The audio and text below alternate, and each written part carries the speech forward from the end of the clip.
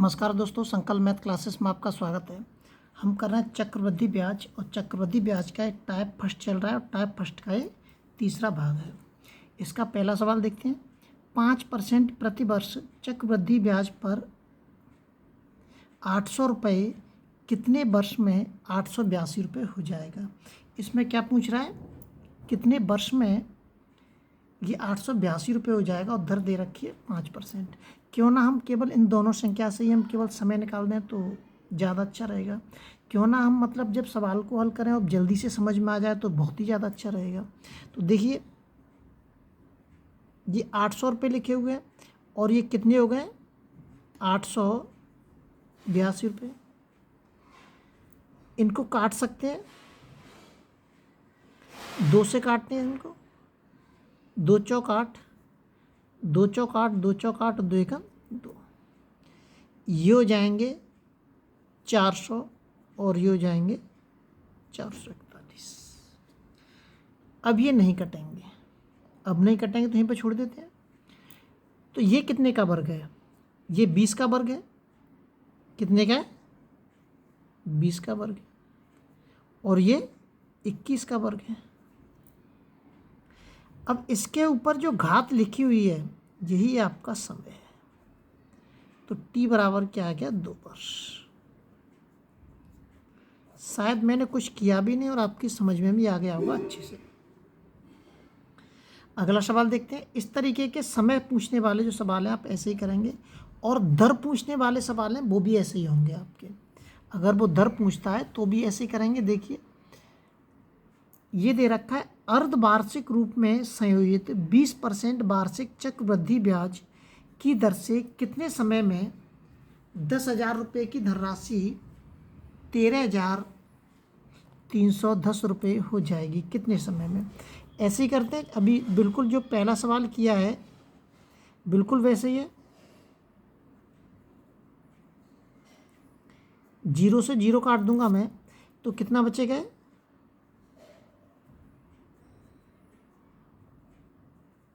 अब आपको एक चीज़ विशेष ध्यान रखनी है, इसमें नहीं दे रखा है, अगले सवालों में देखते हैं। इसमें तो ये भी वर्ग है हमारा, ये घन है हमारा 10 का, ये 10 का घन है और ये 11 का घन है। लेकिन ऐसा नहीं होना चाहिए कि ये वर्ग है और ये घन है। दोनों घन है तो घन ही होना चाहिए, वर्ग है तो वर्ग ही होना चाहिए। ये क्या है हमारा, ये समय है हमारा। तो t बराबर के कितना आ जाएगा, 3 वर्ष। लेकिन ये वार्षिक है, हमें निकालना क्या है, अर्धवार्षिक। तो अर्धवार्षिक कितना हो जाएगा, 3/2, मतलब 1 पॉइंट के, या 1 से 1/2 लिख दीजिए आप, एक ही बात है वो तो 1.5 वर्ष।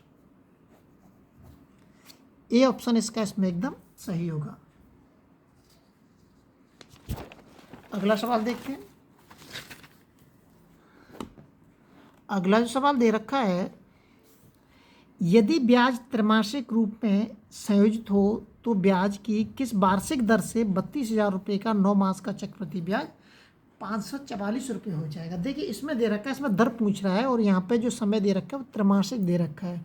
त्रैमासिक का मतलब ये हो गया कि एक साल के अंदर 12 महीने होते हैं। 12 महीने को 3-3 महीनों के पार्ट में अगर हम बदलेंगे तो कितने पार्ट बनेंगे, उसके 4 बनेंगे। इसको कहते हैं त्रैमासिक। तो देखिए, 32,000 रुपये दे रखे हैं। 32,000 रुपये कितने हो जाते हैं, इनको जोड़ देता हूँ मैं 32,000 में।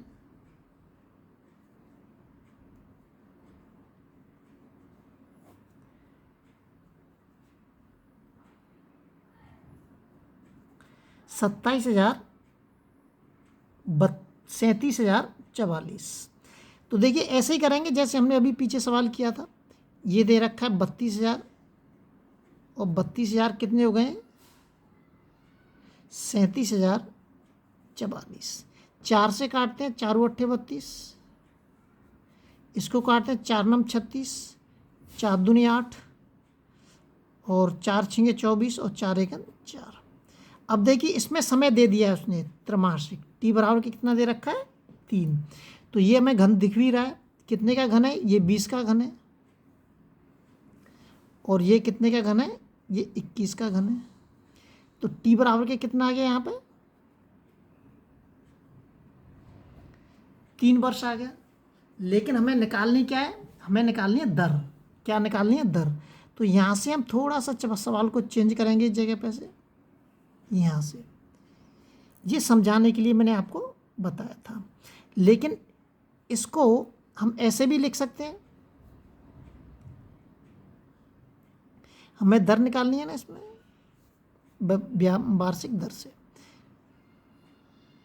इसको ऐसे भी लिख सकते हैं हम, कोई दिक्कत नहीं है। अब ये निकल के आ जाएगा 20 और ये निकल के आ जाएगा 21। अब हमें ब्याज कितने की मिल रही है यहाँ पे, ब्याज कितनी मिली यहाँ पे, एक ब्याज मिली है। कितने पे मिली है, 20 पे मिली है। तो यहाँ से दर निकालेंगे, 1 रुपये की ब्याज मिल रही है मुझे, कितने पे मिल रही है, 20 पे मिल रही है।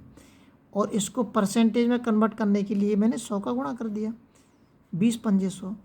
आर बराबर क्या आ गया हमारा 5%।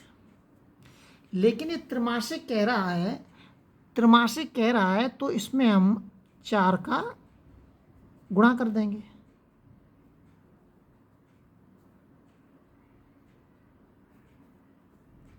ये ऑप्शन इसका इसमें एकदम सही होगा।